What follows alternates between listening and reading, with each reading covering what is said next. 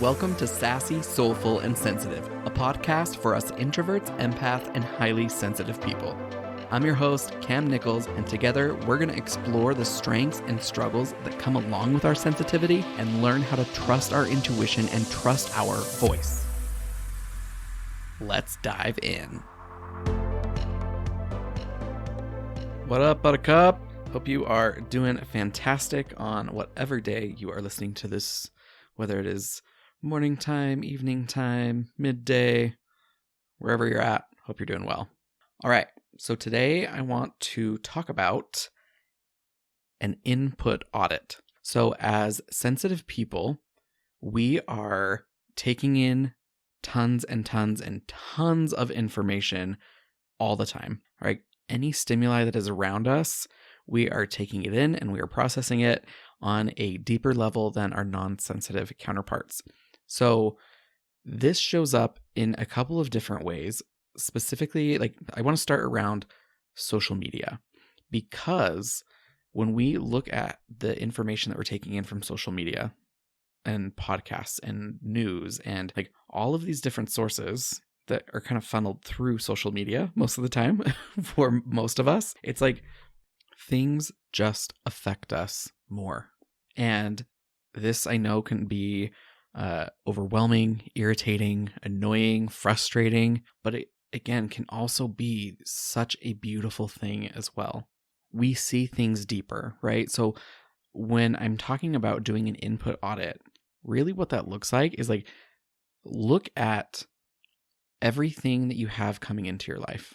So if you have 100 pieces of energy, look at the different things that you have going on in your life and how much energy do you need to give to each of those things before you run out. And so sometimes that can be even just listening to a news podcast or scrolling on Facebook. Depending on what you're looking at, something could take 1 piece of energy versus another could take 5 pieces of energy. So the key is to really tune in to what that looks like for you. How much energy does it take as you're scrolling through your feed? Does that change when you unsubscribe from some things? When you subscribe to more positive stuff? I know that for a lot of my friends and people in my life, one of their main concerns when I first was discussing this idea of this input audit was I want to be informed. I want to know what's happening in the world. Yes, we do want to be informed. We do want to understand what's happening in the world. But do we need it 24/7? The answer is no. There's no possible way you can always know what's happening in the world. It's just not possible. And the more you try, the more difficult life is going to become, especially with today's news cycle, the 24/7 news cycle, and how so much of the news is extrematized. Is that a word? It's a lot of clickbait and fear mongering, and a lot of us, that's just not what we need in our lives, especially as sensitive people, to create a sustainable living environment. We cannot perform in the way that we want if we're subscribing to all of that bullshit. If there's certain pieces that you absolutely want to stay informed in, 100% go for it. But really, I just want you to do an audit of everything that you are taking in. And as you're going through all of these pieces, right, whether you're listening to a podcast, including my podcast, if my podcast is not serving you, please don't subscribe. It's totally okay. You need to do what is best for you. My podcast helps a lot of people do that. If you're not one of those people, that's totally fine. Peace, love, and all the good things your way, my friend. Unsubscribe. But as you are going through listening to podcasts, you are looking at individuals in your feed as you're scrolling on Facebook or TikTok or Twitter or Snapchat or Instagram or whatever the hell platform you are on. Notice how each post makes you feel. A lot of the time, we think that we will feel better once we have something, and so we're constantly searching. But the input audit really helps us kind of dive in to what is it that we already have that helps us feel the way that we want. Because a lot of the time, we have it. It's just drowned out by all the other noise. So Again, podcasts, books, TV, news, family members, friends, coworkers, locations.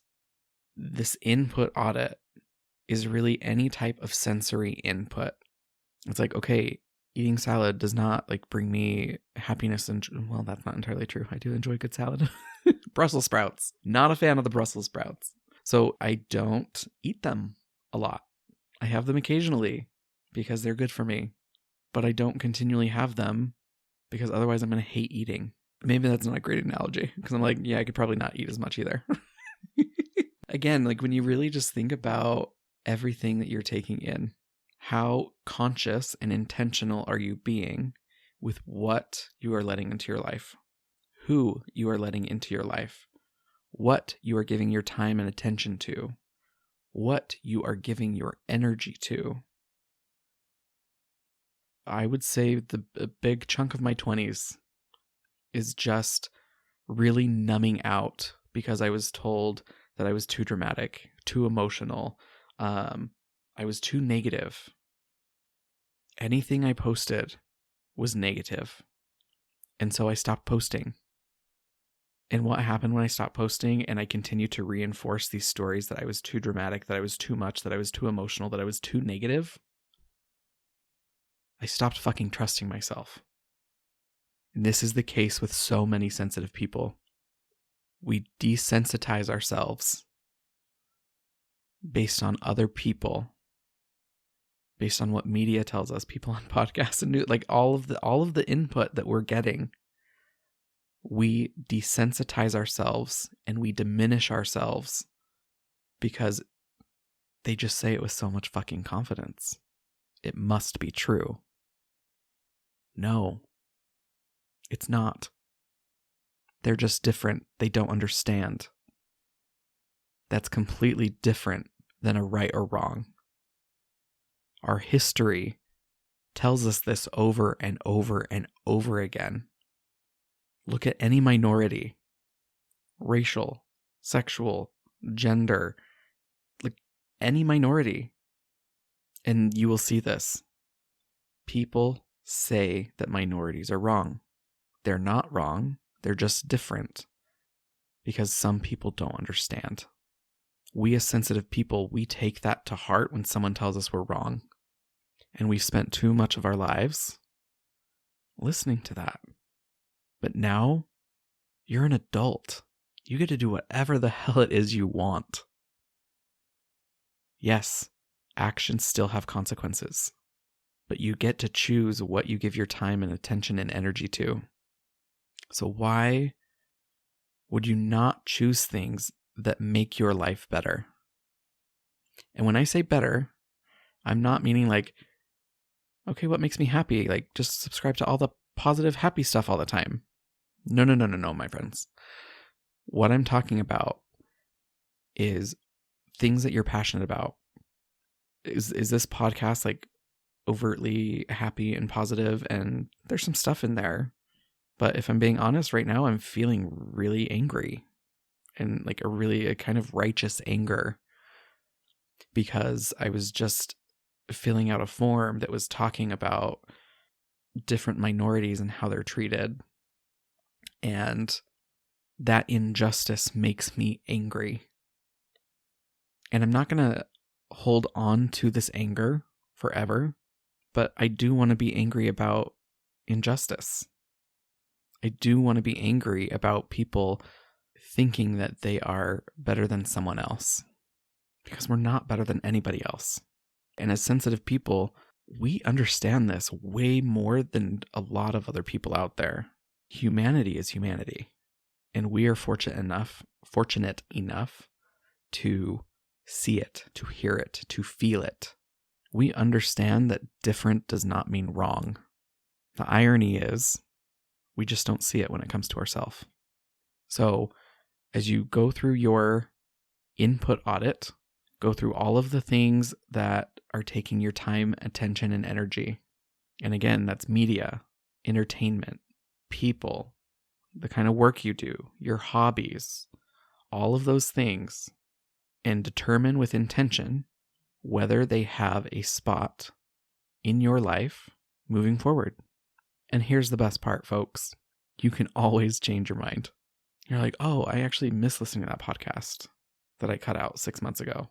Maybe I'll check in. This is the beauty of choice. And so oftentimes as sensitive people and sensitive souls, like we can really get stuck in like perfectionism and efficiency. It's like when we make a choice, we don't look back. There are times for that. But then there are also times where you can say like, yeah, fuck it. I'm changing my mind again. Oh, but you just changed your mind like 2 days ago. Yep. And I'm changing my mind again. We get to make up the rules. You in your life get to make up your own rules. When we as sensitive souls start to do that, we create the life that we want. We create the life that is an example to others as we usher in this new, kinder, gentler world. I feel like today I recorded a soapbox. Very preachy today, apparently. But no, like I really do hope that you kind of take this input audit to heart and that you really do this as a practice, because it's so interesting as I'm talking to my friends and family who do this, they notice a significant difference in their mental health and their well-being, including the ones that are like, but I want to be informed about everything. Like it's important for me to be informed and be knowledgeable. Those people are actually affected the most because they don't necessarily recognize or realize how all of the junk and the noise is playing into their wellness and into their well-being. And then when they go and they talk about what they've done with other people, they're like, no, I had to do the exact same thing. And I've noticed a huge impact in my life because of it. So, input audit. Look at all of the things that are taking up your time, energy, any of your resources, right? Tangible or intangible resources. Time, energy, money, attention, all of that. Decide how much energy you have to give to each of those things, or just how much you have in general, right? How much time and energy you have to give to those things, including things like self-care and like things to take care of yourself as well as other people. Get rid of the things that you don't need. Like, it is time for some spring cleaning up in here. Unfollow people. Snooze people for 30 days or take them off your timeline. Unsubscribe from podcasts, from pages. Go through, clean it all up. And as you do so, I guarantee that you will find that your mind and your brain and your emotional self becomes that much cleaner. All right, my friends, that's all I have for you today. As always, remember, shining bright gives others permission to shine as well. Take care.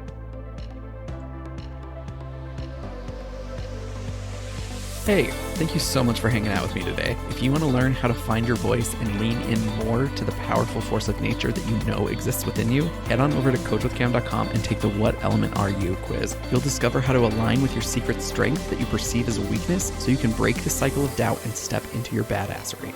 And if you enjoyed the show, make sure to follow, rate, and review it on your favorite podcast platform and share it with a friend or family member who you want to connect with on a deeper level. You'll be helping other sensitive folks like yourself and like me find and join our amazing community. So let's connect and support each other on this incredible journey.